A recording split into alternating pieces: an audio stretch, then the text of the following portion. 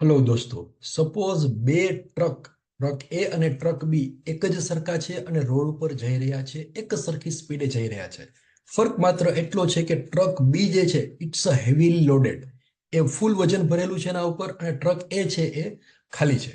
હવે આ બે ટ્રકમાંથી કયા ટ્રકને રોકવો સહેલો છે? Which which truck is easy to stop, truck A or truck B? એટલે કે તમે રોકવાનો પ્રયાસ કરો તો કેમાં વધારે પ્રયત્ન લગાવવો પડે?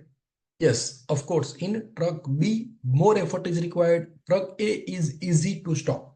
Why? ટ્રક એ છે એને રોકવો સહેલો શા માટે છે?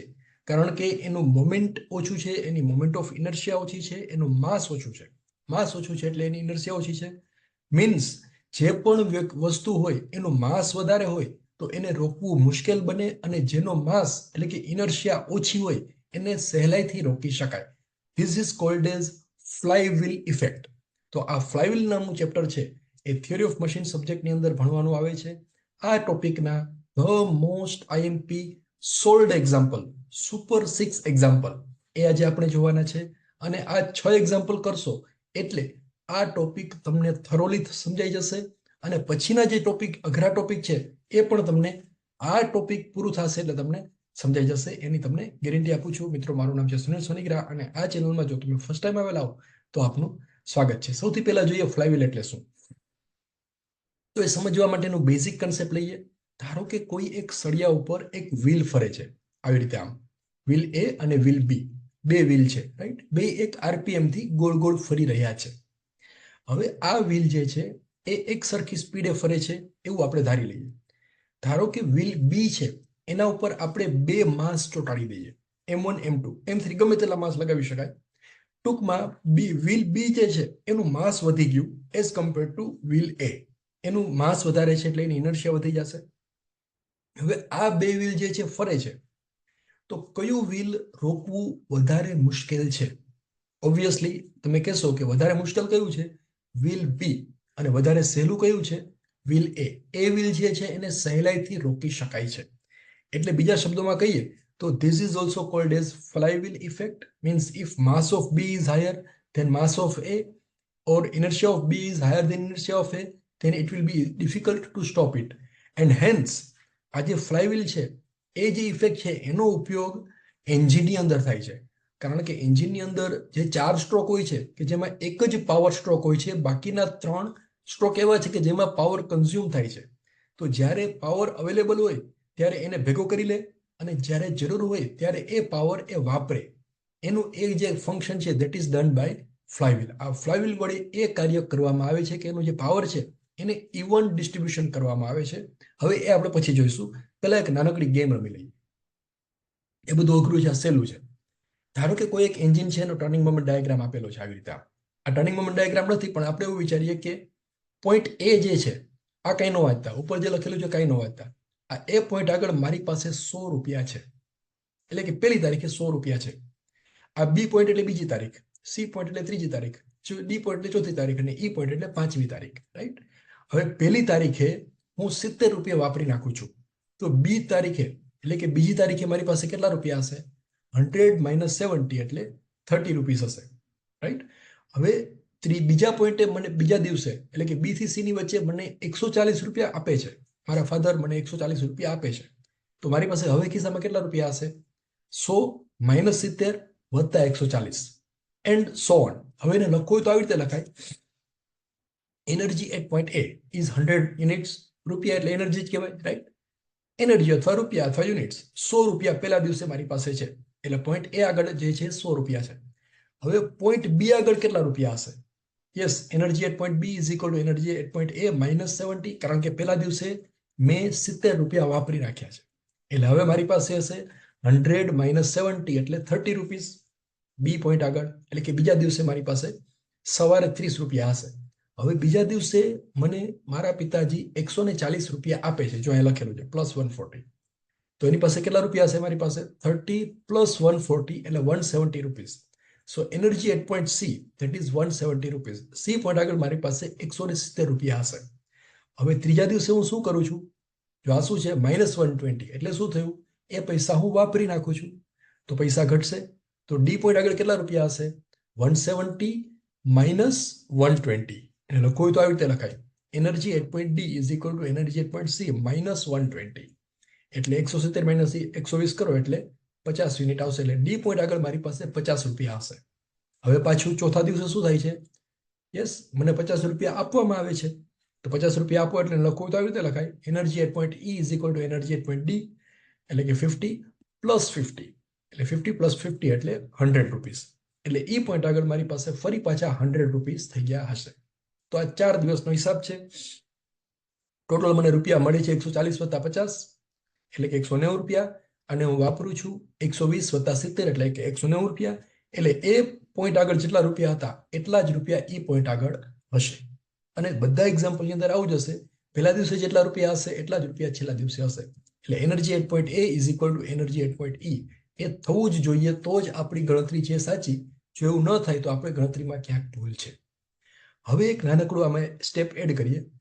આજે 5 દિવસ છે, એમાં સૌથી વધારે રૂપિયા મારી પાસે કયા દિવસે હતા? A B C D E. કઈ તારીખે સૌથી વધારે રૂપિયા હતા? તમે જોઈ શકો. પહેલા દિવસે 100, 30, 170, 50 અને 100. તો 170 રૂપીસ. એટલે કે maximum energy, that is energy at point C, that is 170 rupees. જો આ લખેલું છે, રાઈટ. અને બીજો ક્વેશ્ચન, એમાં મિનિમમ રૂપિયા કેટલા કયા દિવસે હતા? મારા કિસ્સામાં સૌથી ઓછા રૂપિયા કયા દિવસે હતા? તો તમે જોઈ શકો છો 100, 30, 170, 50 અને 100 એટલે કયા આવશે? 30. Energy at point B. So minimum energy is equal to 30 units, maximum energy is equal to 170 unit. હવે આ બેનો ડિફરન્સ એને કહેવાય ફ્લક્ચ્યુએશન ઓફ એનર્જી. પૈસાની કેટલી ઉથલપાથલ થઈ, વધુમાં વધુ કેટલી ઉથલપાથલ થઈ. એટલે કે વધુમાં વધુ મારી પાસે 170 રૂપિયા હતા અને ઓછામાં ઓછા 30 રૂપિયા હતા. તો બેનો ડિફરન્સ એને કહેવાય પૈસાની ઉથલપાથલ અથવા ફ્લક્ચ્યુએશન ઓફ એનર્જી. એના માટેનો સિમ્બોલ છે ડેલ્ટા ઈ. 170 માઇનસ 30 એટલે આન્સર આવશે 140 યુનિટ્સ. સમજાઈ ગયું? આ બેઝિક કન્સેપ્ટ છે, એ સમજવા માટે છે. આ ટાઈપનું એક્ઝામ્પલ એક્ઝામમાં પૂછાશે નહીં, પણ આનો ઉપયોગ કરી અને આપણે એક્ઝામ્પલ ગણવાના છે. એટલા માટે જ આનો એક્ઝામ્પલનો નંબર આપેલો છે, એક્ઝામ્પલ નંબર 0. આ સમજાઈ ગયું હશે? તો હવે આપણે શરૂઆત કરીએ એક્ઝામ્પલ નંબર 1 થી. આ ટાઈપના એક્ઝામ્પલ જીટીની એક્ઝામમાં પૂછાઈ શકે છે. ડાયાગ્રામ આવી રીતે આપેલો છે, ABCDE, રાઈટ. હવે પહેલી તારીખે જે છે મારી પાસે કેટલા રૂપિયા છે એ આપેલું નથી.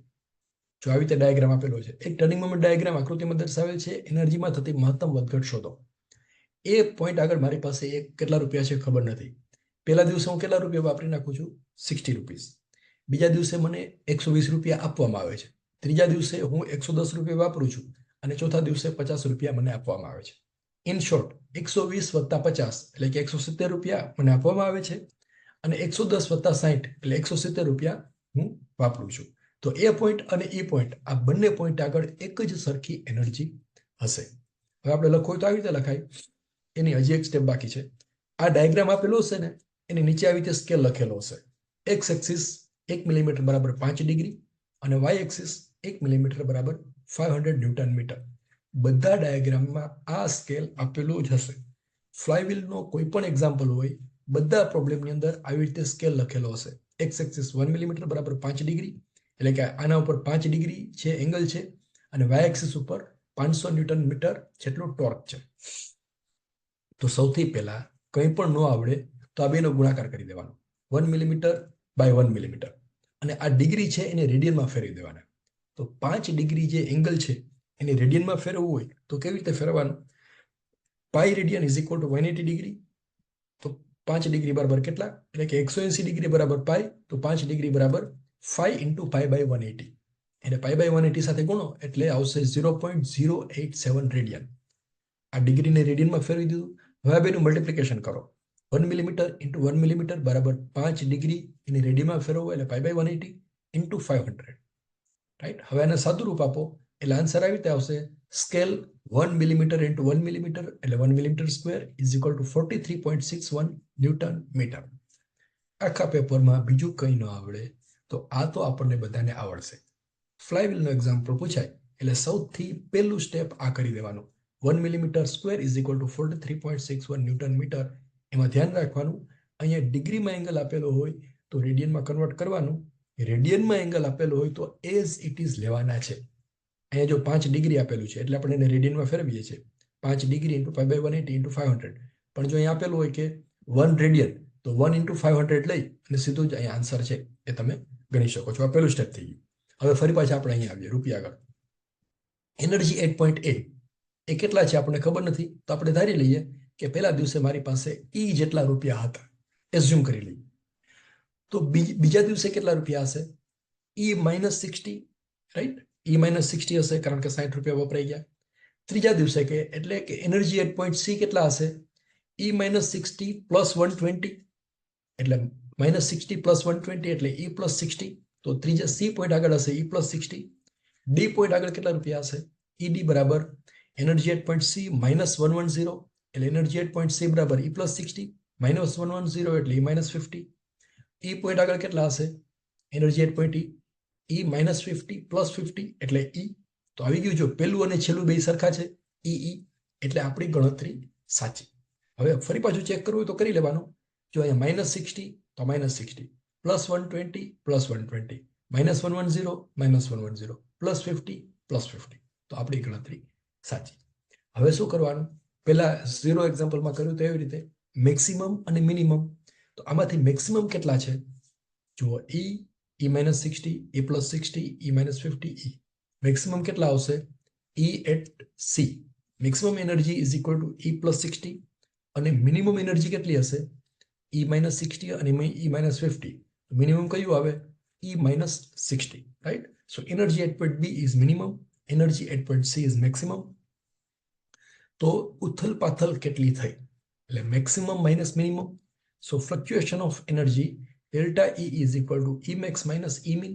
મેક્સિમમ એનર્જી એટલે ઈ પ્લસ 60, મિનિમમ એનર્જી એટલે ઈ -60. આ બેનો ડિફરન્સ. અહીંયા પાછી ભૂલ થવાની પોસિબિલિટી છે. જો પ્લસ 60 -60 કરી ને આપણે સીધા ઉડાડી દઈએ તો 0 લખી દેવાય, પણ એવું નથી. અહીંયા માઇનસ નિશાની છે એટલે માઇનસ માઇનસ, એટલા માટે જ મેં અહીંયા બ્રેકેટ કરેલા છે. અને છૂટું કરી નાખો તો E plus 60 -60 minus minus plus 60, E gets cancelled. So delta E is equal to 120 millimetre square. જો અહીંયા બધે મિલીમીટર સ્ક્વેર આપેલા છે એટલે આપણે અહીંયા બધે ખરેખર મિલીમીટર લખવું જોઈએ, પણ બધે ન લખો તો ચાલે. અહીંયા તો ખાસ લખવાનું. ડેલ્ટા ઈ મળી જાય એટલે એમાં યુનિટ લખી દેવાનો. અહીંયા જે લખેલો હોય તે સેન્ટીમીટર સ્ક્વેર લખેલો હોય તો સેન્ટીમીટર સ્ક્વેર લખવાનો, મિલીમીટર સ્ક્વેર લખેલો હોય તો એ લખવાનું. સો 120 millimetre square is the fluctuation of energy. હવે આપણે અહીંયા જો આગળ ગણતરી કરી હતી 1 મિલીમીટર સ્ક્વેર બરાબર 43.61 ન્યૂટન મીટર, આ પહેલા સ્ટેપમાં. તો 1 મિલીમીટર સ્ક્વેર છે એના બરાબર આટલા લખી શકાય 43.61 ન્યૂટન મીટર. તો અહીંયા લખી દઈએ ડેલ્ટા એ બરાબર 120 ઇન્ટુ 43.61 ન્યૂટન મીટર. જોવાય છે ને, મિલીમીટર સ્ક્વેર બરાબર એટલા છે જ, તો મિલીમીટર સ્ક્વેરના બદલે આટલા લખી શકાય 43.61 ન્યૂટન મીટર. બેનું મલ્ટિપ્લિકેશન કરો એટલે આન્સર આવશે ડેલ્ટા ઈ બરાબર 5233 ન્યૂટન મીટર. તો આ ટાઈપના એક્ઝામ્પલ આપણને બધાને હવે ગણતા આવડશે. ધીમે ધીમે ડિફિકલ્ટી લેવલ વધારતા જઈશું અને આ ચેપ્ટરના બધા જ એક્ઝામ્પલ આપણે બધાને પરફેક્ટલી સમજાઈ જશે. પણ મિત્રો, એક નાનકડી વાત કરવાની છે કે આ તમને સમજાય છે કે નહીં એ કમેન્ટ બોક્સમાં ખાસ લખજો, જેથી કરીને આ ટાઈપના એક્ઝામ્પલ ગણવા કે નહીં, કે મહેનત કરવી કે નહીં, ટાઈમ બગાડવો કે નહીં, એના વિશે આઈડિયા આવશે. તો ડેલ્ટા ઈ મળી ગયું. હવે બીજો પ્રોબ્લેમ જોઈએ. એમાં ડેટા કંઈક આવી રીતે આપેલો છે. The maximum speed of flywheel is 525 RPM. આ થોડોક જુદો પ્રોબ્લેમ છે. એક ફ્લાયવ્હીલ ગોળ ફરે છે, એની વધુમાં વધુ સ્પીડ છે 525 RPM and minimum speed is 475 RPM. અને એની ઓછામાં ઓછી ગતિ છે 475 RPM છે. એટલે સ્પીડ વધઘટ થતી હોય, ક્યારેક એકદમ ફૂલ ફરે, ક્યારેક ધીમે ફરે, તો એ બે આપેલી છે. તો find out average speed, maximum fluctuation of speed and coefficient of fluctuation of speed CS. પહેલું છે એવરેજ સ્પીડ. તો એવરેજ કેટલી થાય એ તો 5મા ધોરણના સ્ટુડન્ટને પણ આવડે. એવરેજ એટલે બેનો સરવાળો બાય 2, એટલે 525 પ્લસ 475 બાય 2 એટલે 1000/2, એટલે એવરેજ સ્પીડ આવશે 500 RPM. તો આ ફ્લાયવ્હીલ જે છે એ એવરેજ 500 RPM થી ગોળ ફરી રહ્યું છે. આ પહેલો આન્સર મળી ગયો. હવે બીજો, મેક્સિમમ ફ્લક્ચ્યુએશન ઓફ સ્પીડ. તો મેક્સિમમ ફ્લક્ચ્યુએશન એટલે શું? હમણાં જ આપણે જોયું હતું, વધુમાં વધુ ઉથલ પાથલ ક્યારે થાય છે, એટલે maximum speed minus minimum speed. તો મેક્સિમમ સ્પીડ આપેલી છે 525, મિનિમમ સ્પીડ આપેલી છે 475. તો બેનો ડિફરન્સ એટલે ડેલ્ટા એલ. ડેલ્ટા એલ બરાબર આવશે 50 રિવોલ્યુશન પર મિનિટ. એટલે બીજું મળી ગયું. હવે ત્રીજું, coefficient of fluctuation of speed. આ શબ્દ આપણા માટે નવો છે. તો કોએફિશિયન્ટ ઓફ ફ્લક્ચ્યુએશન સ્પીડ એટલે આ બેનો રેશિયો, ડેલ્ટા એન અને એન એવરેજ એનો ratio delta L upon N average, એટલે કે 50/500 એના બરાબર આવશે 0.01. આ તમારે અત્યારે યાદ નથી રાખવાનું, પણ ટૂંક સમયમાં યાદ રહી જશે. CS બરાબર delta N upon N average. અથવા આ પ્રોબ્લેમને આવી રીતે પણ લખી શકાય. ડેલ્ટા એન એટલે શું થયું? બે સ્પીડનો સરવાળો બાય 2, એટલે કે n1 + n2/2, રાઈટ? અને એવરેજ એટલે એવરેજ એટલે n1 + n2/2, અને ડેલ્ટા એન એટલે n1 - n2. n1 એટલે મેક્સિમમ સ્પીડ, n2 એટલે મિનિમમ સ્પીડ. બુકની અંદર આ ઇક્વેશન લખેલું છે, એમાં વેલ્યુ મૂકો તો પણ CS મળી જશે. 2 × ડિફરન્સ ના છેદમાં પ્લસ, એટલે 0.01 આવશે. તો આ બેમાંથી કોઈ પણ રીતે CS ની વેલ્યુ ફાઇન્ડ કરી શકાય છે. બુકમાં સીધું જ ઇક્વેશન આપેલું છે, પણ ઇક્વેશન ક્યાંથી આવ્યું છે? તો એ અહીંથી આવેલું છે. આ એનું બેઝિક છે, અને આ તમારે સીધું જ ઇક્વેશન પરથી વેલ્યુ મળી જશે. આ એક સિમ્પલ પ્રોબ્લેમ થઈ ગયો. હવે ત્રીજો પ્રોબ્લેમ એના કરતાં થોડોક જુદો, જેમાં આપણે વિચારવું પડશે. A flywheel is rotating at 400 RPM. એક ફ્લાયવ્હીલ છે 400 RPM થી ગોળ ફરી રહ્યું છે. Speed variation is ±2%. એટલે કે એની ગતિ છે એ 2% જેટલી વધે છે અથવા 2% જેટલી ઘટે છે. એને કહેવાય speed variation. Find out maximum fluctuation of speed and CS. તો આમાં વધુમાં વધુ કેટલું ફ્લક્ચ્યુએશન થાય છે અને CS ની વેલ્યુ ફાઇન્ડ કરવાની છે. તો કેવી રીતે કરશું? તો સૌથી પહેલા વેરિએશન +2% હોય તો મેક્સિમમ સ્પીડ કેટલી હોય? યસ, મેક્સિમમ સ્પીડ કેટલી હોય? એવરેજ સ્પીડ છે 400 RPM છે, 2% જેટલી વધે છે, તો આવી રીતે લખાય મેક્સિમમ સ્પીડ બરાબર n + 2% ઓફ n. 400 વત્તા એના 2%, 2 પર સેન્ચુરી ઓફ 4, n બરાબર 400 વત્તા 2%, એટલે 2 પર સેન્ચુરી 2/100 ઓફ 400. એને સાદું રૂપ આપો એટલે 400 વત્તા 8 બરાબર 408 RPM. એટલે ફ્લાયવ્હીલ છે એની સ્પીડ વધુમાં વધુ 408 RPM જેટલી હોય. હવે ઓછામાં ઓછી કેટલી સ્પીડ હોય? તો -2%, એટલે મિનિમમ સ્પીડ બરાબર n - 2% of n. So n બરાબર 400 - 2 પર સેન્ચુરી ઓફ 400. 400 માં 0 ગેટ્સ કેન્સલ્ડ, 4 2 are 8. સો 400 - 8 એટલે 392 RPM. એટલે આ ફ્લાયવ્હીલ છે એની ઓછામાં ઓછી સ્પીડ 392 RPM જેટલી હોય. જો અહીંયા સ્પીડ વેરિએશન 2% આપણે આપેલું લઈએ તો હવે મેક્સિમમ ફ્લક્ચ્યુએશન કેટલું થશે? યસ, બેનો difference. So maximum fluctuation is equal two n1 - n2, અથવા maximum speed minus minimum speed. 4808 - 392 એટલે 16 રિવોલ્યુશન પર મિનિટ. આ થઈ ગયું એનું મેક્સિમમ ફ્લક્ચ્યુએશન ઓફ સ્પીડ. હવે છેલ્લો પેરામીટર CS. CS કેવી રીતે ફાઇન્ડ કરશું? Coefficient of fluctuation of speed CS બરાબર delta N upon N average. તો ડેલ્ટા એન બરાબર આપેલું છે 16, અહીંયા ફાઇન્ડ કર્યું છે. એવરેજ સ્પીડ છે 400 RPM, તો 16/400 એટલે 0.04 is the value of CS. હવે જો આ 4 સ્ટેપ જે ગણેલા છે એને એક જ સ્ટેપમાં ગણવું હોય તો કેવી રીતે ગણવું એ હવે આપણે જોઈએ. બીજી મેથડ, જો અહીંયા આપેલું છે ±2%, બરાબર, એટલે CS બરાબર લખવાનું આવી રીતે ±2 પર સેન્ચુરી. +2 અને -2 એટલે ટોટલ કેટલા થયા? +2 અને -2 એટલે ટોટલ 4% થયા, રાઈટ? તો CS બરાબર 4% એવું લખી શકાય. 0 થી +2 વધારે અને +2 માઇનસ એટલે ટોટલ વેરિએશન થયું 4 યુનિટ. તો આવી રીતે લખી શકાય CS બરાબર 4 પર સેન્ચુરી. પર સેન્ચુરી એટલે કેમ લખાય? 4 પર સેન્ચુરી એટલે 4/100. હવે આને સાદું રૂપ આપતો CS બરાબર કેટલા આવશે? 0.04. તો હવે જ્યારે CS ગણવાનું હોય ત્યારે આપણે આવી રીતે જ ગણીશું. CS બરાબર 0.04.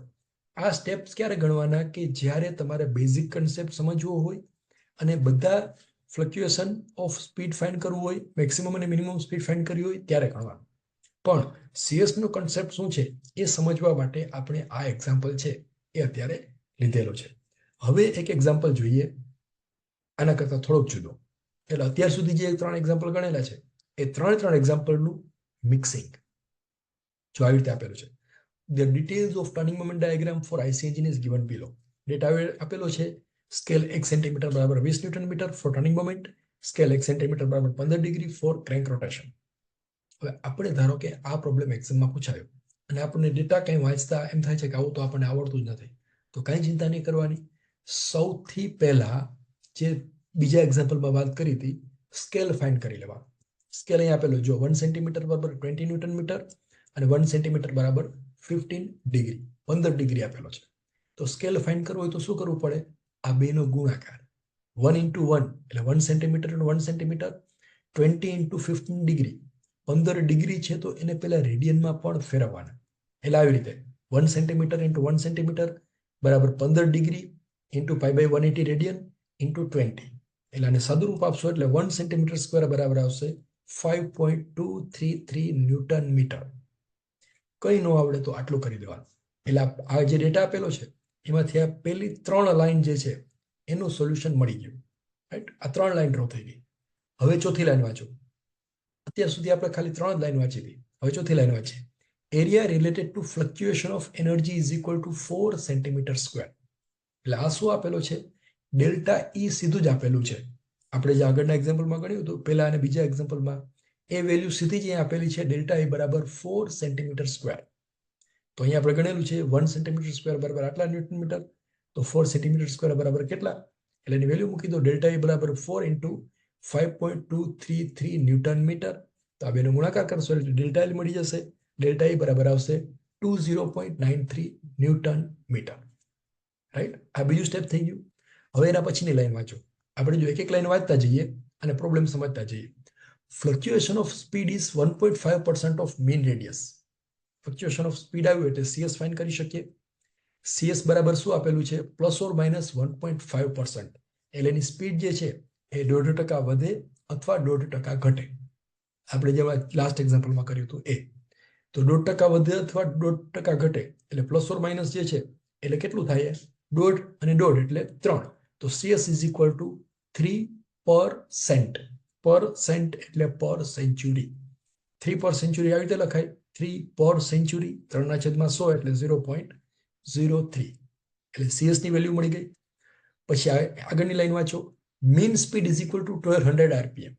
એવરેજ સ્પીડ આપેલી છે 1200 RPM. તો જ્યારે પણ RPM આપેલા હોય એને રેડિયન પર સેકન્ડમાં કન્વર્ટ કરવાના. તો રેડિયન પર સેકન્ડમાં કન્વર્ટ કરવો હોય તો શું કરીશું? એના માટેની ઇક્વેશન છે omega is equal two 2πn/60. 1200 revolution પર મિનિટ છે. 1 revolution is equal to 2 pi radian and 1 minute is equal to 60 second. Right? તો revolution ના બદલે રેડિયન લખવા હોય તો શું કરવું પડે? 2 pi વડે ગુણવા પડે અને મિનિટ ના બદલે સેકન્ડ લખવા હોય તો 60 વડે ભાગવા પડે. ઇન શોર્ટ 2πn/60 કરશો એટલે આન્સર આવશે 125.6 રેડિયન પર સેકન્ડ. બસ આટલું જ આપણે સમજવાનું છે. આમાંથી એક પણ ઇક્વેશન અત્યારે યાદ રાખવાનું નથી. અત્યારે માત્ર સ્ટેપ સમજવાના છે. ઇક્વેશન ઓટોમેટિકલી 6 એક્ઝામ્પલ ગણશું એટલે આપણને યાદ રહી જશે. હવે એક છેલ્લું ઇક્વેશન એ છે I is equal to delta E is equal two I omega square into CS. એટલે આ જે ડેલ્ટા E ફાઇન્ડ કરેલું છે એના બરાબર I into omega square into CS. આ ઇક્વેશન પણ અત્યારે યાદ રાખવાનું નથી. ઓટોમેટિક આપણને યાદ રહી જશે. ફાઇન્ડ શું કરવાનું છે? From the given details, find out moment of inertia of the flywheel. તો આ I ની વેલ્યુ ફાઇન્ડ કરવાની છે. ડેલ્ટા E અહીંયા ફાઇન્ડ કરેલું છે. ઓમેગા 125.6, CS બરાબર 0.03. બધી વેલ્યુ મૂકી દઈએ. ડેલ્ટા E બરાબર 20.93, I અનનોન 125.6 એનો સ્ક્વેર, CS બરાબર 0.03. તો I બરાબર આવશે 0.044 કિલોગ્રામ મીટર સ્ક્વેર. I નો યુનિટ આવશે kilogram metre square. And this is the solution of this problem. આ પ્રોબ્લેમ જીટીયુની એક્ઝામમાં અનેક વખત પૂછાયેલો છે. ડિસેમ્બર 2022 ની અંદર 4 માર્ક્સમાં પૂછાયેલો છે. 6 સ્ટેપ છે એ આપણે 5 જ સ્ટેપ છે. ચોગડો કપાઈ ગયો. 1 2 3 4 અને 5. 5 જ સ્ટેપની અંદર 4 માર્ક્સનો પ્રોબ્લેમ છે એ આપણે ગણી શકીશું. હવે 5મો પ્રોબ્લેમ. અત્યાર સુધી જે બધા પ્રોબ્લેમ ગણેલા છે એ બધાનો સરવાળો 4 પ્રોબ્લેમ છે એ આની અંદર આવી જશે. જુઓ કેવી રીતે. આ એક ઇક્વેશન આપણે યાદ રાખવાનું છે. અત્યારે યાદ નથી રાખવાનું, ખાલી સમજવાનું છે. ડેલ્ટા E બરાબર I omega square into CS. The details of the turning moment diagram for IC engine given by the આખો ડેટા વાંચવાનો જ નથી. ખાલી પેલી 2 લાઈન જ વાંચવાની છે. સ્કેલ આપેલો છે 1 સેન્ટીમીટર બરાબર 650 ન્યૂટન મીટર અને 1 સેન્ટીમીટર બરાબર 4.5 ડિગ્રી. તો સૌથી પહેલા સ્કેલ ગણી લેવાનું, એટલે બેનો ગુણાકાર 1 સેન્ટીમીટર ઇન્ટુ 1 સેન્ટીમીટર બરાબર 4.5 ડિગ્રી છે એને રેડિયનમાં ફેરવો, એટલે 4.5 into pi by 180 into 650 newton metre. આ બેનો ગુણાકાર. આ બે નો લખો તો વાંધો નહીં, સીધું આ જ લખી દેવાનું. સ્કેલ બરાબર 1 સેન્ટીમીટર સ્ક્વેર બરાબર this, એટલે 1 સેન્ટીમીટર સ્ક્વેર બરાબર આવશે 51.025 ન્યૂટન મીટર. આ પહેલું સ્ટેપ થઈ ગયું, આપણને બધાને આવડી ગયું. હવે આપણે અહીંયા આપેલું છે એરિયા, જો average torque of area in centimetre square are as follows. એટલે પહેલા અને બીજા એક્ઝામ્પલમાં ગણ્યું હતું એવી રીતે ડેટા અહીંયા આપેલો છે. પહેલા દિવસે 28 રૂપિયા વપરાઈ જાય છે, બીજા દિવસે 380 રૂપિયા મળે છે, ત્રીજા દિવસે 260 રૂપિયા વપરાય છે. તો શું કરશો, આ એ જ ડેટા છે. આ ડેટા જે છે ને, આ ઉપરની 3 લાઈન છે એની હવે જરૂર નથી, એટલે ડિલીટ કરી નાખો. અને સ્કેલ જે છે એ આપણે અહીંયા લખી દઈએ. સ્કેલ 1 સેન્ટીમીટર સ્ક્વેર બરાબર 51.025 ન્યૂટન મીટર. અને આ ડેટા છે ફરી પાછો અહીંયા લખેલો છે, એટલે પાંચમો જ પ્રોબ્લેમ છે, નવો પ્રોબ્લેમ નથી. હવે જો આગળ વધીએ, આ કેવી રીતે ગણશો? માઇનસ પ્લસ માઇનસ છે, તો પહેલા દિવસે એનો ડાયાગ્રામ ડ્રો કરવો હોય તો આવી રીતે ડ્રો કરી શકાય. ABCDEF. પેલું -28 એટલે નીચે આવશે, +380 એટલે ઉપર આવશે, -260 એટલે નીચે, +310 એટલે ઉપર, -300 નીચે, +248 ઉપર, -380 નીચે, +265 ઉપર, -229 નીચે. એટલે ABCDEFGHIJ આટલા બધા પોઈન્ટ એનું આવી રીતે એનર્જી ફ્લક્ચ્યુએશન આપેલું છે. તો હવે આની અંદર આપણે ફાઇન્ડ શું કરવાનું છે? ફ્લક્ચ્યુએશન ઓફ સ્પીડ આપેલું છે, મીન સ્પીડ આપેલી છે, રેડિયસ ઓફ ફ્લાયવ્હીલ આપેલી છે, find out mass of the flywheel. તો એની પહેલા આપણી પાસે આ એક ઇક્વેશન છે, ડેલ્ટા E બરાબર I ઓમેગા સ્ક્વેર CS. તો I ફાઇન્ડ કરવાનો છે. તો I કેવી રીતે ફાઇન્ડ કરશો? તો પહેલા ડેલ્ટા E ફાઇન્ડ કરવું પડે. તો ડેલ્ટા E ફાઇન્ડ કરવા માટે આપણે જે પહેલા અને બીજા એક્ઝામ્પલમાં કરતા હતા એવી જ રીતે energy at point A point આગળ આપણી પાસે E રૂપિયા છે એવું ધારી લઈએ. કેટલા છે આપણને ખબર નથી, એટલે we assume energy at point A is equal to E rupees. Now what is energy at point B? B આગળ કેટલા આવશે? E minus 28. C આગળ કેટલા આવશે? E minus 28 plus 380 એટલે E plus 355. D આગળ કેટલા આવશે? D આગળ E plus 358 plus minus 260 એટલે આવી રીતે લખાય, plus 352 minus 260 એટલે E plus 92. E આગળ કેટલા આવશે? E plus 92 plus 310 એટલે E plus આ બેનો સરવાળો એટલે 402, E plus 402.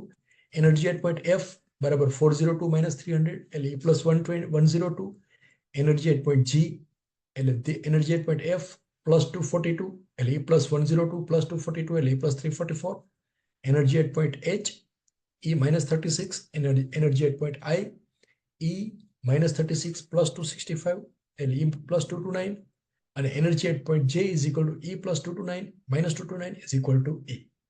પહેલા દિવસે E રૂપિયા છે, છેલ્લા દિવસે E રૂપિયા છે, એટલે આ બધી એક્ઝામ્પલ જે છે, બધા સ્ટેપ છે એ સાચા છે. ફરી પાછું એકવાર ચેક કરવું હોય તો આવી રીતે કરવાનું. જો પેલું -28 plus 380 plus 380 -260 -260 plus 310 plus 310 -300 -300 plus 242 plus 242 -380 -380 plus 265 plus 265 -229 -229. અને આ ડેટા ક્વેશ્ચન પેપર આ ડેટા સાથે ચેક કરવાનું, આની સાથે નહીં. આપણે જે વેલ્યુ લખેલી છે એમાં કદાચ ભૂલ હોય, પણ પેપરમાં જે લખેલું હોય એની સાથે ક્રોસ ચેક કરવાનું, એટલે અહીંયા ક્યાંય ભૂલ થઈ હોય તો અહીંયા રિપીટ થાય નહીં. હવે શું કરવાનું? મેક્સિમમ એનર્જી ક્યાં છે? આ બધામાંથી મેક્સિમમ એનર્જી જુઓ જોઈએ.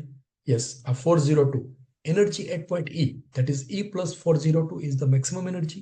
અને મિનિમમ એનર્જી ક્યાં હશે? E minus 36 એટલે energy at point H is equal to E minus 36. તો ડેલ્ટા E મળી જાય. ડેલ્ટા E બરાબર maximum energy minus minimum energy, એટલે કે fluctuation of energy is equal to E max minus E min. Maximum E plus 402, minimum E minus 36. તો 402 અહીંયા minus minus plus થઈ જશે, એટલે 402 વત્તા 36, E ગેટ્સ કેન્સલ્ડ. 438 યુનિટ આવશે સેન્ટીમીટર સ્ક્વેર. જે પહેલી લાઈનમાં આપેલું છે, average torque area in centimetre square are as follows. તો 438 સેન્ટીમીટર સ્ક્વેર થઈ ગયું. હવે સ્કેલ આપણે ફાઇન્ડ કરેલું છે 1 સેન્ટીમીટર સ્ક્વેર બરાબર 51.025 ન્યૂટન મીટર. તો એ મૂકી દઈએ. ડેલ્ટા E બરાબર 438 into 51.025 ન્યૂટન મીટર, એટલે ડેલ્ટા E બરાબર આવશે 22349 ન્યૂટન મીટર. ડેલ્ટા E મળી ગયો. આ પહેલી બે લાઈન થઈ ગઈ. હવે ત્રીજી લાઈન ફ્લક્ચ્યુએશન ઓફ સ્પીડ બરાબર 1.8% ઓફ મેઇન સ્પીડ, એટલે CS બરાબર plus or minus 1.8%. 1.8 plus 1.8 minus એટલે કેટલા થયા? 1.8 પ્લસ 1.8 એટલે 3.6% થયા. 3.6 પર સેન્ચુરી એટલે લખો તો આવી રીતે લખાય 3.6 પર સેન્ચુરી, એટલે CS બરાબર આવશે 0.036. CS મળી ગયું, ડેલ્ટા E મળી ગયું. હવે ડેલ્ટા E અને CS મળી ગયા, ઓમેગા ફાઇન્ડ કરવાનું છે. તો ઓમેગા આ ફરી પાછું આ એ જ પ્રોબ્લેમ છે, બધું અહીં ફરી પાછું લખેલું છે, ડેલ્ટા E CS. હવે ફાઇન્ડ કરીશું ઓમેગા. તો ઓમેગા બરાબર શું આવશે? મીન સ્પીડ આપેલી છે 400 RPM, 2πn/60 રિવોલ્યુશન પર મિનિટ ઇન્ટુ રેડિયન પર સેકન્ડ. તો એનો આન્સર આવશે 41.87 રેડિયન પર સેકન્ડ. ઓમેગા મળી ગયું. તો હવે ઇક્વેશનમાં વેલ્યુ મૂકો એટલે I ની વેલ્યુ મળશે. ડેલ્ટા E બરાબર I omega square into CS. Delta E બરાબર 22349 newton metre. Omega is equal to 41.87 એનો સ્ક્વેર. CS બરાબર 0.036. તો I બરાબર આવશે 354.18 કિલોગ્રામ મીટર સ્ક્વેર. એટલે આ જે ફ્લાયવ્હીલ છે એની મોમેન્ટ ઓફ ઇનર્શિયા આટલી થશે. હવે છેલ્લી લાઈનમાં છે એક જ ઇક્વેશન હવે આપણે યાદ રાખવાનું છે, યાદ નથી રાખવાનું, સમજવાનું છે. Radius of wheel is 0.7 metre. વ્હીલની ત્રિજ્યા આપેલી છે એ ખરેખર રેડિયસ ઓફ ગાયરેશન છે. રેડિયસ ઓફ ગાયરેશન બરાબર mk સ્ક્વેર અથવા mr સ્ક્વેર. આ ઇક્વેશન સ્ટ્રેન્થ ઓફ મટીરિયલમાં આપણે ભણીએ છીએ. તો I is equal two mk square અથવા mr સ્ક્વેર. તો અહીંયા I ની વેલ્યુ આપણે ફાઇન્ડ કરેલી છે 354.18 kilogram metre square. m is mass of the flywheel and r is given 0.7 metre. તો એનો સ્ક્વેર કરી દો. અહીંયા મીટરમાં વેલ્યુ લેવાની કારણ કે અહીંયા મીટર સ્ક્વેર છે. તો માસ બરાબર આવશે 722.8 કિલોગ્રામ. બસ આ 5 પ્રોબ્લેમની અંદર બધું જ આવી ગયું. હવે નાના મોટા ટ્વિસ્ટ છે એ આપણે છઠ્ઠા પ્રોબ્લેમમાં જોઈશું. તો આ પ્રોબ્લેમ છે તમને બધાને સમજાઈ ગયો હશે. સૌથી પહેલા આ એક જ ઇક્વેશન નજરમાં રાખવાનું. ડેલ્ટા E બરાબર I omega square into CS. Delta E કેવી રીતે ફાઇન્ડ કરવું? આ રીતે. CS આવી રીતે ફાઇન્ડ કરવાનું, ઓમેગા આવી રીતે ફાઇન્ડ કરો. I મળી જાય પછી I બરાબર mk સ્ક્વેર કરો, k સ્ક્વેર અથવા r સ્ક્વેર એટલે m મળી જાય, અથવા m આપેલું હોય તો k ફાઇન્ડ કરવાનો હોય એન્ડ વાઇસ વર્સા. તો આ પ્રોબ્લેમ તમને સમજાઈ ગયો હશે. હવે આ છેલ્લો પ્રોબ્લેમ. આ પ્રોબ્લેમ તમારે બધાએ જાતે ગણવાનો છે. જાતે ગણો, વિડીયો સ્ટોપ કરો અને ગણાઈ જાય પછી તમે ચેક કરો કે તમારો પ્રોબ્લેમ સાચો છે કે નહીં. જોઈએ. An engine is running at 150 RPM. Its turning moment diagram is in millimeter square are as follows. Scale 1 millimeter બરાબર 500 ન્યૂટન મીટર, 1 millimeter બરાબર 5 ડિગ્રી ફોર કન્વર્ટેશન. તો સૌથી પહેલા સ્કેલ મેળવો 500 ન્યૂટન મીટર અને 1 મિલીમીટર બરાબર 5 ડિગ્રી. તો 1 મિલીમીટર ઇન્ટુ 1 મિલીમીટર એટલે 1 મિલીમીટર સ્ક્વેર બરાબર 5 ડિગ્રી અને રેડિયનમાં ફેરવો. 5 ઇન્ટુ 5/180 ઇન્ટુ 500 એટલે 1 મિલીમીટર સ્ક્વેર બરાબર આવશે 43.61 ન્યૂટન મીટર. આ પહેલું સ્ટેપ. ફ્લાયવ્હીલનું એક્ઝામ્પલ દેખાય એટલે સીધું તૂટી પડવાનું, લખી જ દેવાનું. હવે આગળ આ રૂપિયાવાળી વાત આવી જાય પહેલી લાઈનમાં. 500 પહેલા 500 રૂપિયા આપ્યા, પછી 250 રૂપિયા વાપર્યા, 270 આપ્યા. આ સ્કેલ ફરી પાછું એ જ પ્રોબ્લેમ ફરી પાછો લખેલો છે. સ્કેલ લખી દીધો 1 મિલીમીટર સ્ક્વેર બરાબર 43.61 ન્યૂટન મીટર. હવે આ ડાયાગ્રામ ડ્રો નથી કરેલો, સીધું જ ગણી દઈએ. એનર્જી એટ પોઈન્ટ A બરાબર E. બી આગળ કેટલા આવશે? E વત્તા 500. સી આગળ કેટલા આવશે? E વત્તા 500 માઇનસ 250. આમ સીધું કરો તો ચાલે. એટલે E વત્તા 500 માઇનસ 250 એટલે E વત્તા 250 વત્તા 270 એટલે E વત્તા 250 વત્તા 270 એટલે E plus 520 minus 390 plus 190 minus 340 plus 270 and minus 250. એટલે આવી રીતે આવશે. છેલ્લે અહીંયા E ફરી પાછું આવી જશે. એ આવે તો જ આપણી ગણતરી સાચી, નહીતર ખોટી. હવે ડેલ્ટા E ફાઇન્ડ કરવું છે તો ડેલ્ટા E માટે E મેક્સ મેક્સિમમ એનર્જી ક્યાં આવશે? E plus 520 energy at point D અને મિનિમમ એનર્જી આવશે E માઇનસ 20 એટલે એનર્જી એટ પોઈન્ટ G. તો EG બરાબર E માઇનસ 20. ડેલ્ટા E બરાબર maximum minus minimum, that is fluctuation of energy. Delta E બરાબર 520 વત્તા 20 એટલે 540 મિલીમીટર સ્ક્વેર. ડેલ્ટા E મળી ગયું 540 મિલીમીટર સ્ક્વેર. હવે અહીંયા આપણે ગણતરી કરેલી છે 1 મિલીમીટર સ્ક્વેર બરાબર 43.61 ન્યૂટન મીટર. તો બેનો ગુણાકાર કરો એટલે ડેલ્ટા E બરાબર આવશે 23550 ન્યૂટન મીટર. ડેલ્ટા E મળી ગયો. હવે શું ફાઇન્ડ કરવાનું છે? If fluctuation of speed in flywheel is 1.5%, find out moment of inertia. તો ફ્લક્ચ્યુએશન ઓફ સ્પીડ આપેલું છે, CS બરાબર આપેલું છે પ્લસ ઓર માઇનસ 1.5%. દોઢ પ્લસ દોઢ માઇનસ દોઢ એટલે દોઢ વત્તા દોઢ એટલે 3 થાય. તો CS બરાબર 3%, 3 પર સેન્ચુરી એટલે 0.03. તો CS મળી ગયું. હવે engine is running at 150 RPM. n બરાબર આપ્યું છે 150 RPM. તો ઓમેગા બરાબર આવે 2 પાઈ n/60. 2 પાઈ 150/60 એટલે 15.7 રેડિયન પર સેકન્ડ. હવે છેલ્લું સ્ટેપ, આ ઇક્વેશન ડેલ્ટા E બરાબર I omega square into CS, એમાં બધી વેલ્યુ મૂકો. તો ડેલ્ટા E બરાબર 23550 ન્યૂટન મીટર અહીંયા ફાઇન્ડ કરેલું છે. I અનનોન એ નથી આપેલો, ફાઇન્ડ કરવાનું છે. ઓમેગા 15.7 એનો સ્ક્વેર ઇન્ટુ CS અહીંયા ફાઇન્ડ કરેલું છે 0.03. તો I બરાબર આવશે 3184 કિલોગ્રામ મીટર સ્ક્વેર. મિત્રો આ આન્સર જે છે એમાં કદાચ તમને ન આવતું હોય તો ચેક કરી લેજો. આ એકદમ ફટાફટ એક્ઝામ્પલ ગણેલો છે, એટલે કદાચ એમાં ગણતરીમાં ભૂલ હોય તો એ કમેન્ટ બોક્સમાં હું લખી દઈશ. તો આવી રીતે બસ તમે અભ્યાસ કરતા રહેજો. વધારાના જે વિડીયો છે એ પણ ટૂંક સમયમાં અપલોડ થઈ જશે.